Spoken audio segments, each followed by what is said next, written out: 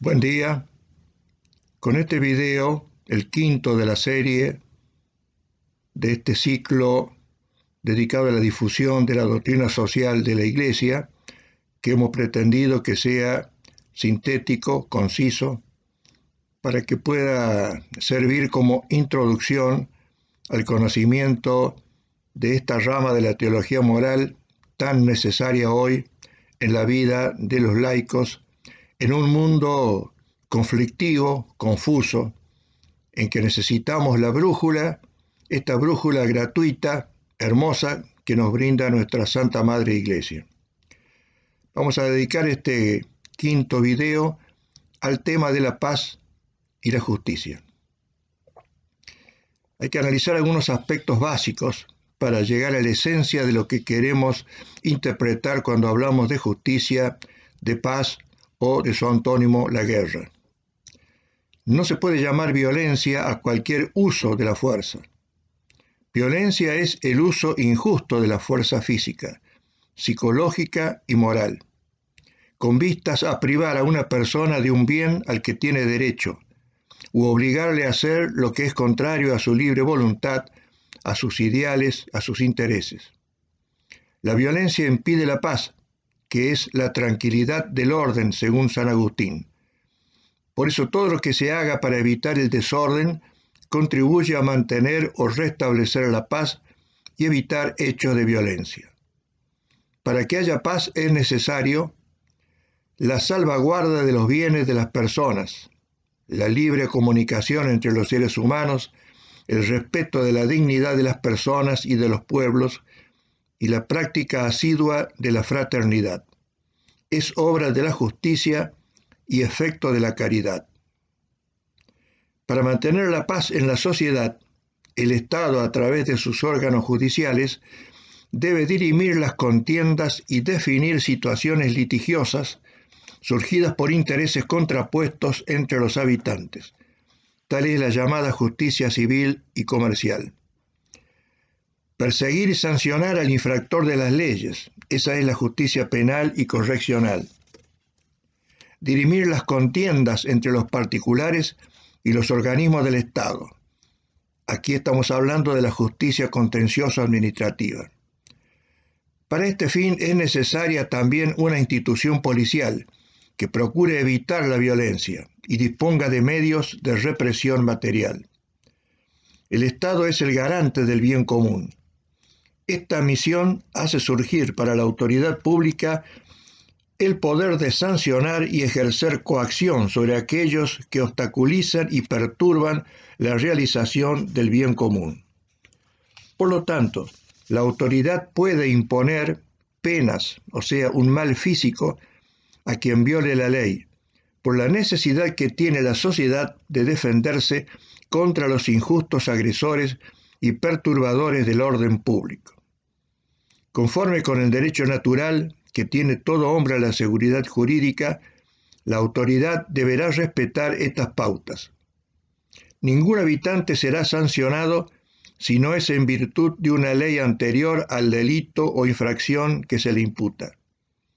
Se ha de sustanciar un procedimiento en el que se otorgue posibilidad de defensa al imputado. La pena debe guardar una relación con el delito o infracción cometida.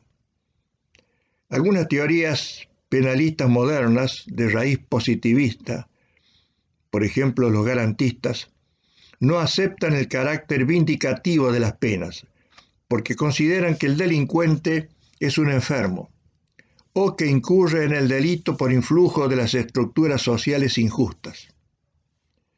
Pío XII expone la doctrina del magisterio de la Iglesia en esta frase: la pena vindicativa está rechazada por muchos. Afirmamos entonces que no sería justo rechazar por principio y en forma total la función de la pena vindicativa. Es de mayor conformidad con lo que las fuentes de la revelación y de la doctrina tradicional enseñan sobre el poder coercitivo de la legítima autoridad. Con respecto a la guerra, es la lucha armada entre dos bandos humanos rivales que tratan de imponer al adversario un objetivo por el medio violento de la fuerza militar. Todo gobierno debe procurar la paz, porque este es el medio normal a través del cual se logra el bien común. Cuando surjan conflictos, el gobernante cristiano debe buscar su solución por vía pacífica. La guerra es el último recurso. Por eso, aunque el cristianismo acepta la licitud de la guerra en ciertas condiciones y admite la posibilidad de una guerra justa, no puede ser considerado belicista, porque no exalta ni hace apología de la guerra. El catecismo señala las condiciones rigurosas que se exigen para que una guerra sea justa. Que el daño causado por el agresor a la nación o a la comunidad de las naciones sea duradero, grave y cierto. Que todos los demás medios para poner fin a la agresión hayan resultado impracticables o ineficaces. Que se reúnan las condiciones serias de éxito.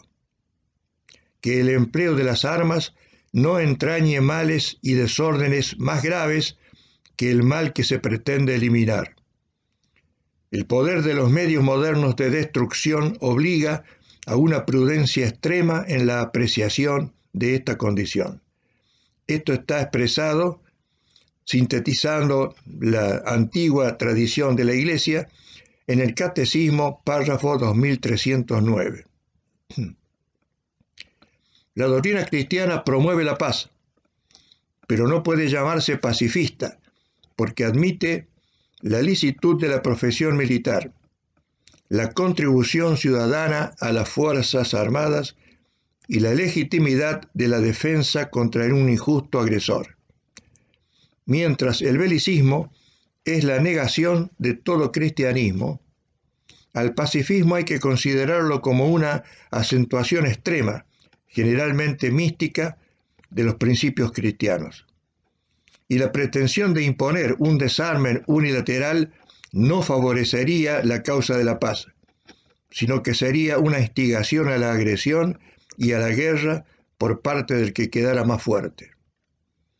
Por eso el mismo catecismo aclara: sin embargo, mientras exista el riesgo de guerra y falte una autoridad internacional competente y provista de la fuerza correspondiente, una vez agotados todos los medios de acuerdo pacífico, no se podrá negar a los gobiernos el derecho a la legítima defensa.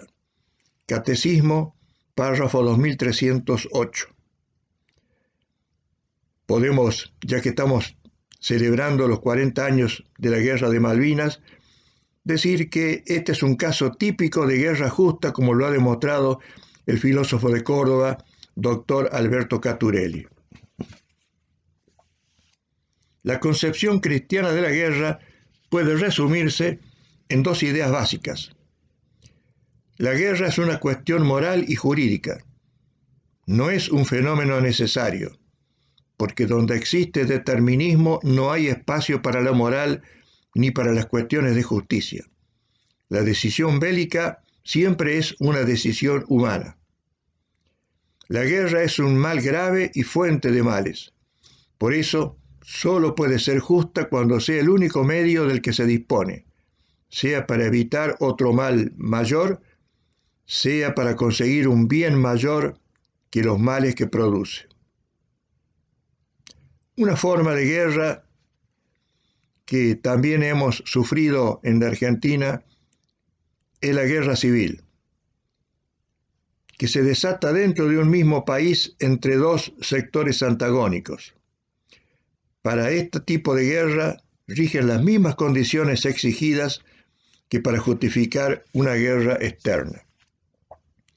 Puede llegarse a esta situación por múltiples motivos: políticos, étnicos, religiosos, etc. Si es consecuencia de una rebelión o revolución contra el gobierno, considerado injusto este gobierno, se deben aplicar los mismos requisitos detallados en el catecismo.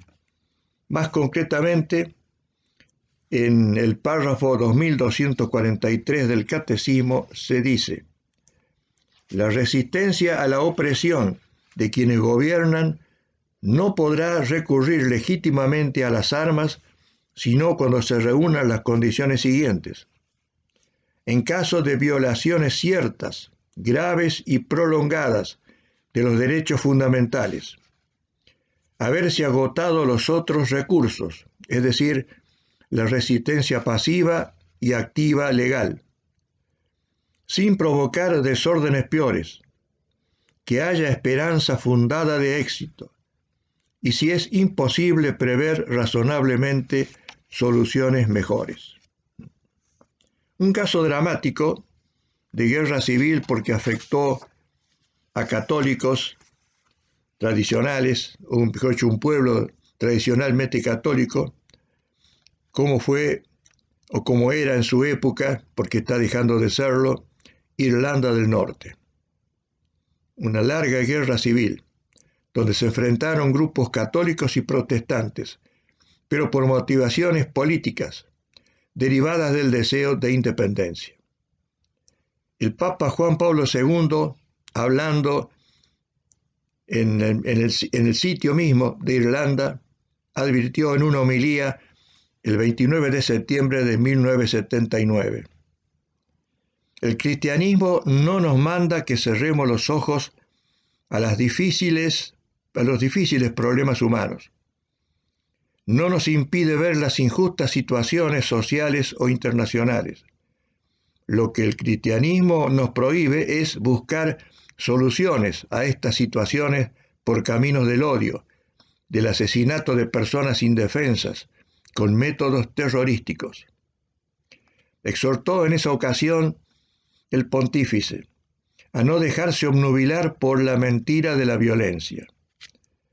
Y decía concretamente que nadie pueda llamar nunca al asesinato con otro nombre que el de asesinato, que a la espiral de la violencia no se le dé nunca la distinción de lógica inevitable o de necesaria represalia.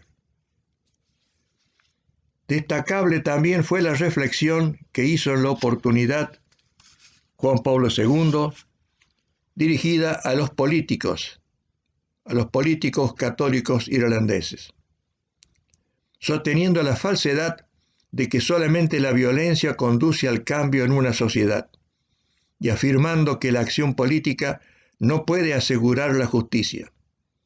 Les aseguró que la violencia se desata sin frenos cuando hay un vacío político o un rechazo a la actividad política. Por eso los instó a afrontar su responsabilidad con esta frase: si los políticos no se deciden y actúan en favor del justo cambio, entonces el campo queda abierto a los hombres de la violencia. Hay otro tipo de guerra que ha asolado a la Argentina en la década del 70, que es la llamada guerra antisubversiva. Es una variante de la guerra civil emprendida por grupos armados con el fin explícito de tomar el poder, para imponer por la fuerza una determinada ideología desde el Estado. Surge en este caso la duda sobre la forma en que las Fuerzas Armadas y policiales pueden combatir a grupos guerrilleros que actúan clandestinamente. ¿Es posible hacer la guerra de un modo eficaz sin perder el alma? Es un dilema que se les planteó a muchos policías y militares argentinos cuando debieron enfrentar este tipo de violencia. Para tratar de esclarecer el tema, recordemos en primer lugar que el tema de la guerra fue estudiado en profundidad por los teólogos cristianos. Dentro de nuestra tradición hispánica, disponemos de la obra de Francisco de Vitoria, que aclaró hace varios siglos las dudas más frecuentes sobre la guerra y que son aplicables también a este tipo de contienda bélica subversiva. Vitoria sostiene que es lícito hacer en la guerra todo lo que sea necesario para la defensa de un bien público, pero no todo lo necesario para vencer, pues el principio básico es que el fin no justifica los medios. Es decir, que el estado de guerra no suprime los derechos naturales. Podemos resumir lo que resulta lícito hacer en este tipo de guerra respecto a las principales cuestiones. El derecho de dar muerte al contendiente. En este caso debemos distinguir. En combate puede darse muerte al contendiente cuando toma las armas contra la autoridad legítima. Estando prisionero, aunque merezca la pena de muerte, solo podrá ser ejecutado luego de ser condenado en un juicio con las debidas garantías de defensa. Santo Tomás argumentaba que el hombre pecador no es por naturaleza distinto de los hombres justos. Por consiguiente, hará falta un juicio público para decidir si se le debe justiciar en atención al bien común. Admitir que cualquier oficial de las Fuerzas Armadas o policiales pueda disponer por sí mismo la muerte de un culpable desarmado y prisionero es violar la justicia. Es moralmente intolerable que se dé muerte a un subversivo en forma clandestina. El castigo debe ser público. La ejecución secreta deja intacto el delito, no lo sanciona y convierte al reo en víctima y en asesino al ejecutor. Con respecto a la tortura, como medio de instrucción, es decir, en un interrogatorio, es intrínsecamente injusta, puesto que el imputado puede ser inocente, pero aunque sea culpable, la tortura viola el derecho a la integridad física. Al no estar permitida la tortura en ninguna legislación y prohibida por tratados internacionales, siempre se va a realizar de manera clandestina, lo que facilita un mayor abuso, ya que los verdugos tienden a deshumanizarse y a complacerse incluso con el sufrimiento ajeno. Es lo que se llama envilecimiento. La única excepción que contempla la doctrina se da en casos gravísimos, para evitar un mal mayor. Por ejemplo, al ser detenido infraganti un terrorista que ha colocado una bomba en un lugar donde su estallido causaría infinidad de muertos y heridos. En ese caso, poco frecuente, puede justificarse el apremio físico, en lo posible incruento, con la utilización de drogas, para que confiese en qué sitio exacto colocó el artefacto explosivo y poder así desactivarlo. Con respecto a la apropiación de bienes del enemigo, es justo que quien dañe a otro lo indemnice con sus bienes, pero será el Estado quien regule y controle el procedimiento. En ningún caso puede admitirse que el personal militar o policial que actúa en un allanamiento se apodere de los bienes del subversivo, a título de botín de guerra. Enseñaba Santo Tomás que si indebidamente arrancan algo por la fuerza, incurren en rapiña y también en latrocinio. Con respecto a la situación de los inocentes, dice Vitoria que no es lícito en la República castigar a los inocentes por los delitos de los malos. Esto se aplica a los familiares y amigos de los subversivos. Ni aun en la guerra contra los infieles es lícito matar a los niños, decía Vitoria, ya que son inocentes, así como tampoco a las mujeres, ya que en lo que se refiere a la guerra se presume que son inocentes, a menos que se constate la culpabilidad de alguna. Por el mismo motivo, no se debe mantener indefinidamente en prisión a un sospechoso, sin someterlo a juicio y sin reconocer su detención. Tampoco puede el Estado disponer de los hijos de un guerrillero, dándolos en adopción, por ejemplo, en lugar de entregarlos a sus familiares. La conclusión sobre este tema que hemos tratado de analizar muy brevemente, el tema de la violencia, que a su vez debería ser regulado por la justicia y ser de alguna manera contenido por el deseo de paz, o la promoción de la paz de los gobiernos respectivos. Juan Pablo II, en un discurso memorable el 9 de octubre del 2001, dijo esta siguiente frase: «La guerra nace en el corazón del hombre, porque es el hombre quien mata, y no su espada, o como diríamos hoy, sus misiles. Si los sistemas actuales, engendrados en el corazón del hombre, se revelan incapaces de asegurar la paz, es preciso renovar el corazón del hombre para renovar los sistemas, las instituciones y los métodos de convivencia». Con esto damos fin a este video y al ciclo de difusión de la doctrina social de la Iglesia, que hemos grabado especialmente para la Cátedra Juan Pablo Magno, una institución laical que surgió hace 11 años y que tuvo su sede en su momento en la parroquia María Auxiliadora de Córdoba. A través del blog que mantenemos con ese nombre, estamos tratando de mantener viva ese deseo de difundir la doctrina de la Iglesia, destinada expresamente a los laicos que desean ser útiles en esta vida, y más aún concretamente la doctrina social de la Iglesia, que, como dijimos al comenzar, es una hermosa brújula que nos permite orientarnos mucho mejor en la vida comunitaria.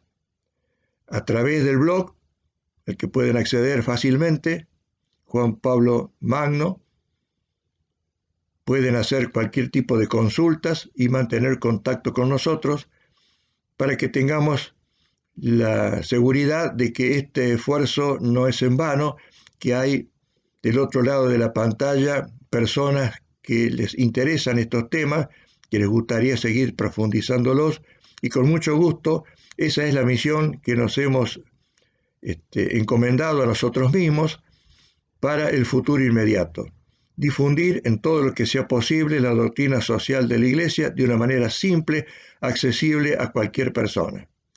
Les agradezco, como siempre, la atención dispensada y volveremos a encontrarnos en cualquier momento. Hasta entonces.